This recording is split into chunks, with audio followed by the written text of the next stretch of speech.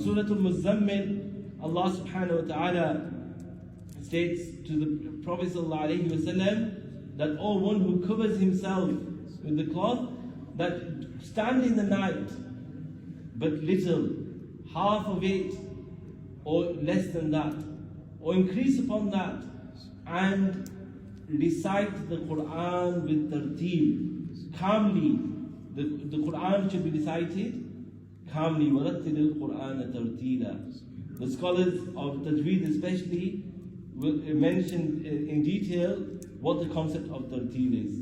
Sayyidina Ali karramallahu ta'ala wajhul kareem explained what is tarteel. He said, "Tajweedul huruf wa ma'rifatul wuquf." To recite the huruf clearly and beautifully, and to understand where to stop.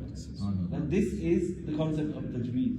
Now, in terms of, is it possible to recite the Quran according to tajweed, but in a fast pace? This is also possible as well. Each person has their own, each reciter will have their own way of reading, and some people will be able to recite according to the rules of tajweed, but in a faster form. But one unfortunate culture that exists in our communities is the very concept that the be-all and end-all is that we should finish within a certain time limit and that we have to read fast. And therefore there's no concept of tadabbur of the Quran, there's no concept of concentrating upon the meanings of what's being recited or the words that are being recited. It's just merely, let's get through this quickly, and that should not be the purpose.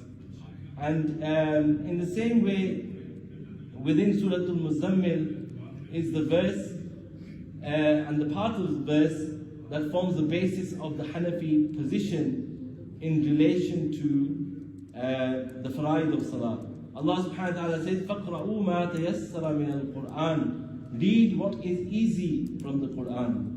And therefore, according to the Hanafi school, based upon the Quran, reciting anything from the Quran is fard within Salah.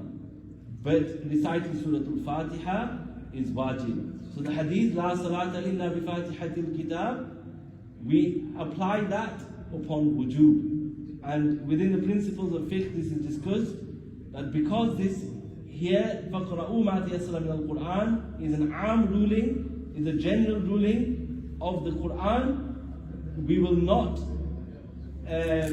act upon the hadith in such a way that we override this arm of the Quran. But rather we will act upon the hadith in such a way that we bring conformity, and we act upon the arm of the Quran, and on the other hand, in terms of the hadith, we act upon that. And there's other evidence in relation to La Salata illa al-Fatihatul Kitab, for example, and there's other narrations that the Ahnaf take in proving that the recitation of Fatiha is wajib but not fard. In some works of the non-Hanafi scholars, they seem to allude to the Hanafis not classing Fatiha to be necessary at all. And they say, for example, in certain books you will find, even in the Hanafi school, that if the Salah is performed without Fatiha, then it is Sahih. But what does that Sahih mean? It means it is valid, but it is not complete. So just by seeing that it is Sahih, one should not think, oh, the Hanafis say if you don't read Fatiha, the Salah is Sahih. Right? And this is something to understand in terms of where we come from in that regard.